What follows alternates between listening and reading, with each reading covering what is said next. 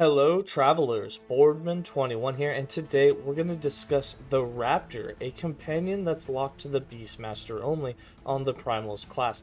Now the Raptor is really cool. In my opinion, there's only really two ways to build him, either hit damage or dot damage. If you're wanting to play a solo Raptor, the hit damage, in my opinion, is better than the dot version. If you're playing with multiple companions, the dot version is better than the hit damage version.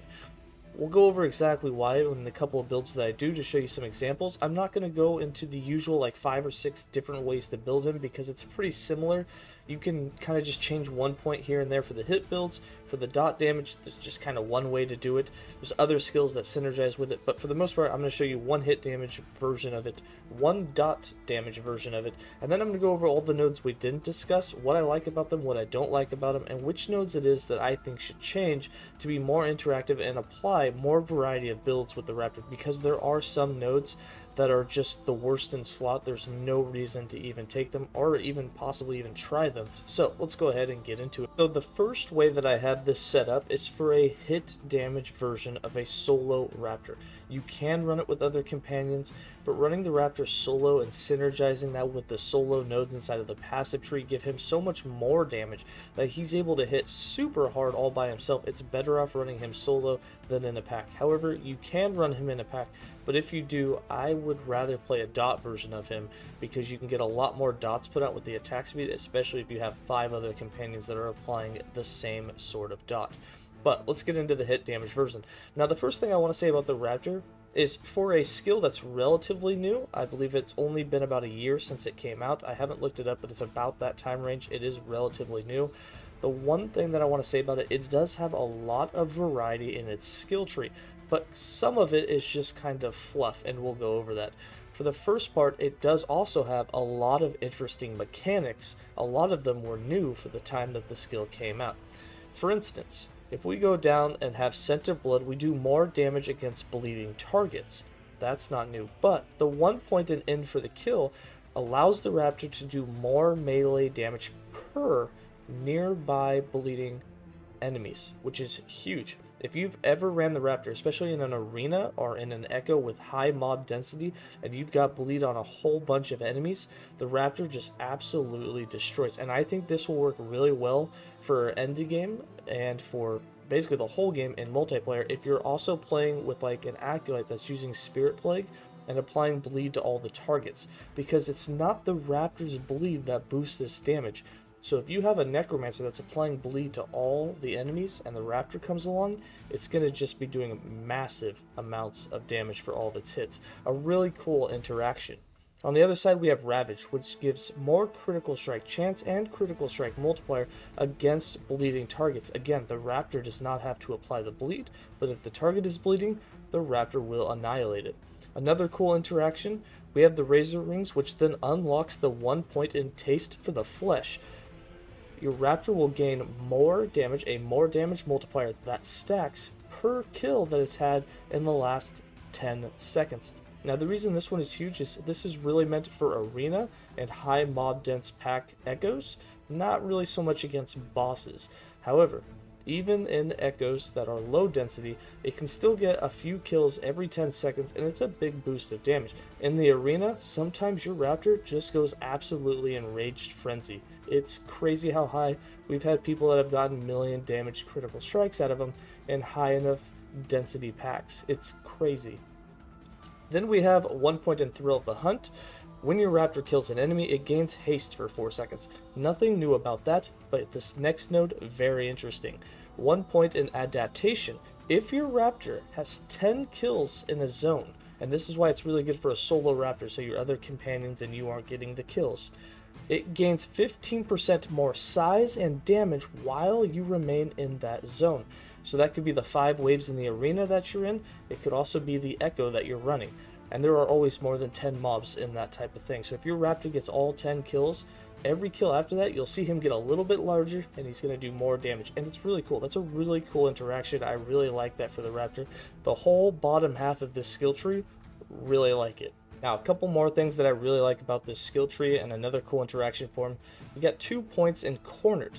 Now, while the interaction of doing increased damage per percentage of missing health isn't new, it's the one point afterwards called Broken Tooth, where you get 20% more melee attack speed and you have a chance to lose 10% of your current health on a melee attack. In other words, when your raptor starts getting on its enraged frenzy, just attacking everything, doing high damage, and attacking really fast, it's going to start losing percentage of its current health, which is going to boost the amount of damage that it does. Now that's like 4 very interesting, cool mechanics for a raptor, and that's why I really love the skill tree. This bottom half of the skill tree, epic. The top half, we'll get to that in a bit, not such a fan. Alright, let's go ahead and move on to build number 2, the dot version. Alright, for the dot version, you build into bleed a lot, you build into attack speed, and you build into some poison. Now, on its own, it doesn't really do enough bleed for it to be super effective. However, if you're running it with other wolves and other things that can bleed, you can do a really nice dot damage build. However, survivability has always been less with dot builds, especially for companions, because of the fact if you do hit damage builds, you can get a lot more leech, not to mention do more damage up front, especially with something like Aspect of the Lynx, which gives them crit chance, crit multi, and a big percentage of that crit damage leeched as life, which is huge for their survivability. So I don't play many dot builds with the companions anymore. Most of the builds are hit damage, but they're still viable if you want to play dots. With this setup, basically what you're looking at is 5 points in the Tear Flesh for that 2 stacks of bleed per attack. We're still building into the increased damage per missing health just so we can unlock that 20% melee attack speed. And then of course we have the 5 points in Sharp Claws for 100% more global damage over time for your raptor.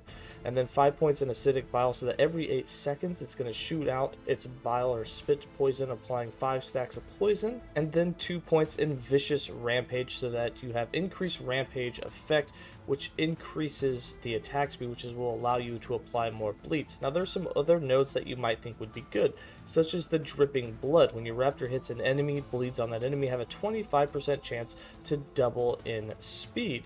Now, if the bleeds have already been doubled and then you double it again, I don't know exactly if that's possible. But basically what this does, it doesn't do any extra damage, it just kind of speeds up the damage for the bleeds that are on there. So it's not really worth it unless you need things to die quicker, but you still have to apply the bleeds for the damage to be done. So it finishes them off a little quicker, but in long like boss fights, overall it's not going to make much of a difference, because what it comes down to is the melee attacks that you've done, the total amount of stacks of bleed that have been put on the enemy, and that damage takes a while to go. It might just finish it off there at the end a little bit quicker, so it's kind of a useless node. We also have Infected Wounds, which has slow chance multiplied by the number of bleed stacks on an enemy up to 50%. So if you had 20 stacks of bleed on the enemy, there you could apply 10 stacks of slow with 2 points in here. Again, that many stacks of slow, kind of pointless. It's another node I don't super enjoy, never going to use it. And if I wanted to put slow on the enemies, I would rather put points in Menacing Aura, which you can get up to a 150% chance to apply slow every second to all nearby enemies, which means that, you know, there's a guaranteed slow on all nearby enemies and then a chance for a second stack. So within a few seconds, all nearby enemies are going to have the max 3 stacks of slow. Now, if you have added companion melee crit chance on both your chest and your helm, there's probably no point in this, as you've probably already reached 100% crit chance with your companions, or at least with your raptor, just with the Frenzy Totem being active and Wolf's Howling giving critical strike chance as well. But if you don't, or you're struggling with that, you can definitely build into this. Rampage duration, if you're really liking Rampage and its effect and you like having it up, you can build into this for increased duration. Again, if you're a fan of the Rampage, this one's a really good one, as you have a chance to get it when you're near rares or bosses, which is really cool. And then for Eager, you can increase the mana efficiency of Rampage so you can use it more often without worrying about mana. All of these are good if you really like Rampage. I like that they let you build into it different ways. And then for Primal Rage, you can make Rampage also fear enemies, which is really cool. Now, let's get to the section of the tree that I'm not too happy about. For the Iridescent Plumage. Your Raptor has additional elemental resist and additional chance to dodge. While the dodge isn't bad, the elemental resistance is rather useless. One, if you're already running Frenzy Totem, which you probably are as it buffs all of your companions, they've already got capped out elemental resist, making it completely useless to put points in here. On top of that, if you're putting those points in here, it's not protected from the other elements, kind of like the dots, the void spikes and things like that, poison, the things that'll actually probably kill it. So if you want to make it a little tankier, you can, but for me, I'd rather see some other variety of an offensive build up in the far left corner. Then we have Brilliant Display. Your Raptor automatically reduces the cooldown of your other companion's activatable abilities by 3 seconds, but this effect has an 8-second cooldown. Well, that means every 8 seconds it reduces the cooldown of your other companions by 3 seconds, and most of the other companions have cooldowns between 10 and 15 seconds. So you're not really saving much. And 3 seconds of 10 seconds to 15 seconds is anywhere from only about 20% CDR to 33% CDR. It's really not that big. I just don't see a use in it. It's a cool thing, I can see the thought behind it, but it's something you're probably never ever going to use. I never have. If you have, let me know in the comments below, because I just don't really see a point in it. There's no need to howl more often. You can get that on hit and on kill. Maybe if you run like the Scorpion and you want more Novas, which don't do that much damage anyways, you could. It's just a weird one for me. Then you have Screech. This reduces the physical resistance of nearby enemies by reducing their physical resistance for 4 seconds. It's got a 10-second cooldown, and it only does 2 stacks of physical resistance shred. Now, if you're trying to build into your physical damage here, it's not a bad thing, but again, to build into it, you have to put 3 points into Iridescent Plumage, which you're just not going to do. The top of this tree, like I said, I just have never used, not even in the dot version. And then we have Deep Warrior. You can spend up to 5 points to make Screech 50% more effective, which means you can add 1 more stack of physical resistance, roughly. Which, no thanks.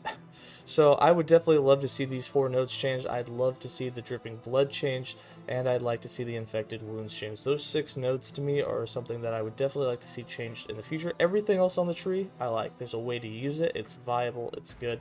But those 6 nodes, in my opinion, nah, I'd like something else. I would definitely like some other sort of interaction. You know, there's lots of cool interactions. I would love to see, 2 more cool interactions that were hidden up here in the top, whether it be that your Raptor could summon some baby Raptors to go around and attack, kind of like the Scorpion can, whether it could have some sort of like Ravage or Bite attack that does some really deep damage and applies the physical shred that's in there, but it actually has an attack that it does that's going to deal really good damage on top of applying the physical shred. That would be cool, kind of like the Ravage does in the Werebear form. Some things like that would be really interesting inside of the tree, instead of Screech and minion cooldowns and some elemental damage resist, which you can get elsewhere, whether it be from Edora's Blessing or Frenzy Totem, as we discussed. But alright, that's going to be it from me. I hope going over this tree has kind of sparked your interest in the Raptor a little bit, or maybe there was something you didn't know about it, maybe an interaction you didn't know how it worked, or maybe something that caught your attention, you're like, wow, that interaction is cool, now I want to give it a try. Either way, let me know in the comments below, and as always, stay safe, travelers, and have a good day.